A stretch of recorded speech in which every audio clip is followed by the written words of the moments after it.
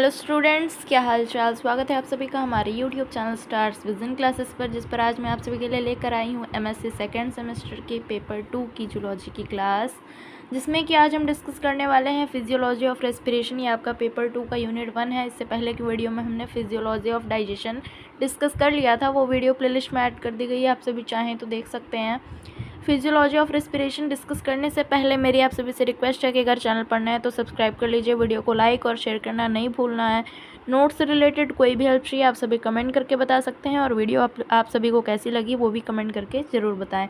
तो आइए वीडियो को स्टार्ट करते हैं। It is defined as the process of biochemical oxidation of nutrients at cellular level, यानी कि जो फिजियोलॉजी ऑफ रेस्पिरेशन है या फिर जो रेस्पिरेशन है, ये इस प्रोसेस के रूप में डिफ़ाइन किया जाता है कि न्यूट्रिएंट्स का बायोकेमिकल ऑक्सीडेशन जो कि सेलुलर लेवल पर होता है उसे हम रेस्पिरेशन के नाम से जानते हैं। It occurs in the presence of specific enzymes, ये स्पेसिफिक एंजाइम्स के प्रेजेंस में होता है जबकि टेम्परेचर ऑप्टिमम हो सेल्स में, to release energy for various metabolic activities, अलग अलग मेटाबॉलिक एक्टिविटीज़ के लिए एनर्जी रिलीज़ करने के लिए। यानी कि जब सेल्स अलग अलग मेटाबॉलिक एक्टिविटीज़ के लिए एनर्जी रिलीज़ करने के लिए ऑप्टिमम टेम्परेचर में होती हैं, तब ये प्रोसेस होती है।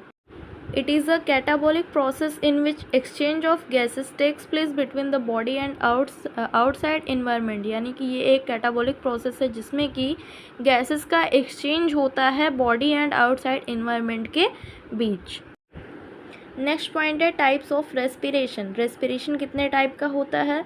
तो सबसे पहला होता है aerobic respiration. It is the process in which large amount of energy is released in the presence of oxygen from the breakdown of substance, यानी कि ये एक ऐसी प्रोसेस है जिसमें कि एनर्जी की लार्ज अमाउंट रिलीज़ होती है इन the presence of oxygen, oxygen के प्रेजेंस में फूड सब्सटेंसेस के ब्रेकडाउन द्वारा। जैसा कि आप सभी इस रिएक्शन में देख पा रहे हैं, ग्लूकोज साइटोप्लाज्म में पाइरूवेट प्लस एनर्जी प्रोड्यूस करता है। इसके बाद माइटोकॉन्ड्रिया में ये CO2 + 6H2O + 38 ATP energy produce करता है। This process starts in the cytoplasm, ये प्रोसेस साइटोप्लाज्म में स्टार्ट होती है and continues in the mitochondria, और माइटोकॉन्ड्रिया में कंटिन्यू होती है। Water and O2 are produced as the waste product. Water and CO2 जो होता है, CO2, water and CO2 are produced as the waste product. Water and carbon dioxide waste product के form में produce होते हैं। The energy release during this process is use for all other life process, और इस process में जो energy release होती है वो बाकी सभी लाइफ प्रोसेस के लिए, जैव प्रक्रमों के लिए यूज़ की जाती है। नेक्स्ट है anaerobic respiration. It is the respiratory process in which small amount of energy is released. ये एक ऐसी रेस्पिरेटरी प्रोसेस है जिसमें ऑक्सीजन की एब्सेंस में एनर्जी की स्मॉल अमाउंट रिलीज़ होती है from the breakdown of food substances के ब्रेकडाउन द्वारा। It takes place in yeast, bacteria and human muscles. ये yeast, bacteria and human muscles में होती है ये प्रोसेस जो एनारोबिक रेस्पिरेशन की होती है। Anaerobic respiration is termed as fermentation in micro organism. Anaerobic respiration को माइक्रो ऑर्गेनिज्म में फर्मेंटेशन के नाम से भी जाना जाता है। नेक्स्ट पॉइंट है stages of respiration. Generally respiration consist of following 2 basic states. First है एक्सटर्नल रेस्पिरेशन जिसमें ब्रीथिंग इन्वॉल्व होती है। It is the process of inhaling required gas and exhaling waste gas, यानी कि ये एक ऐसी प्रोसेस है जिसमें हम रिक्वायर्ड गैस को इनहेल करते हैं एंड वेस्ट और अनरिक्वायर्ड गैस को एक्सहेल करते हैं। नेक्स्ट है गैसेस एक्सचेंज। एक्सटर्नल जो रेस्पिरेशन है इसमें क्या होता है, ब्रीथिंग होती है और gases exchange. It involves diffusion of O2 from lungs to blood. इसमें क्या होता है, लंग्स से ब्लड में ऑक्सीजन का डिफ्यूज़न होता है and CO2 from blood to lungs, और ब्लड से लंग्स में CO2 का डिफ्यूज़न होता है। सेकेंड है internal respiration. It refers to the gases exchange between arterial blood and the body cells. ये कौन से गैसेस एक्सचेंज को रेफ़र करता है, जो gases exchange arterial blood and body cells के बीच होता है वो इंटरनल रेस्पिरेशन कहलाता है। नेक्स्ट टॉपिक है हमारा gases exchange in animals. Animals have evolved different organs for the uptake of oxygen from the environment and for getting rid of the carbon dioxide produced in body during respiration. Animals में different organs evolve हैं या developed हैं oxygen के Uptake के लिए and CO2 को बाहर निकालने के लिए, एक्सहेल करने के लिए रेस्पिरेशन के दौरान। These organs work together and constitute the respiratory system of an organism। ये सभी ऑर्गन्स साथ में कार्य करते हैं और किसी भी ऑर्गेनिज्म के रेस्पिरेटरी सिस्टम को कंस्टिट्यूट करते हैं, बनाते हैं।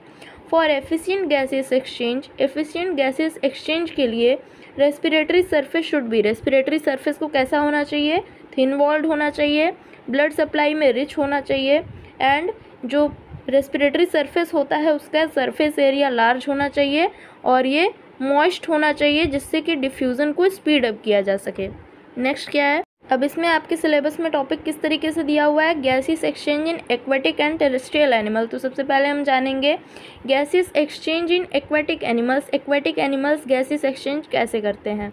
The rate of breathing in aquatic organism is always faster than that of terrestrial organism. जो एक्वेटिक ऑर्गेनिज्म होते हैं उनमें जो ब्रीथिंग की रेट होती है वो टेरेस्ट्रियल ऑर्गेनिज्म के कंपैरिजन में फास्टर होती है, यानी कि वे फास्ट ब्रीथिंग करते हैं। This happens because aquatic organism utilize oxygen dissolve in water for respiration. ऐसा इसलिए होता है क्योंकि जो एक्वेटिक ऑर्गेनिज्म होते हैं ये वाटर में डिजॉल्व O2 का यूज़ करते हैं, ऑक्सीजन का यूज़ करते हैं रेस्पिरेशन में। Where the amount of dissolve oxygen is fairly lower, जिसमें कि डिजॉल्व ऑक्सीजन की जो अमाउंट होती है वो फेयरली लोअर होती है एयर में प्रेजेंट ऑक्सीजन के कंपैरिजन में। The aquatic organism breathe more rapidly to accumulate more and more oxygen. इसलिए ये जल्दी जल्दी ब्रीथ करते हैं जिससे कि ये अधिक से अधिक ऑक्सीजन ले सकें।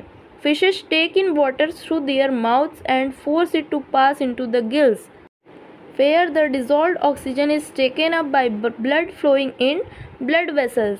फिशेस क्या करती हैं, take in water through their mouth, अपने माउथ से वाटर अंदर लेती हैं, ग्रहण करती हैं and force it to pass into the gills, और इसे फोर्स करती हैं गिल्स से पास होने के लिए, जहाँ पर जो डिजॉल्व ऑक्सीजन है वो blood flowing in the vessels, जो कि ब्लड वेसल्स में ब्लड फ्लो करते रहते हैं उनके द्वारा डिजॉल्व ऑक्सीजन ले लिया जाता है गिल्स द्वारा।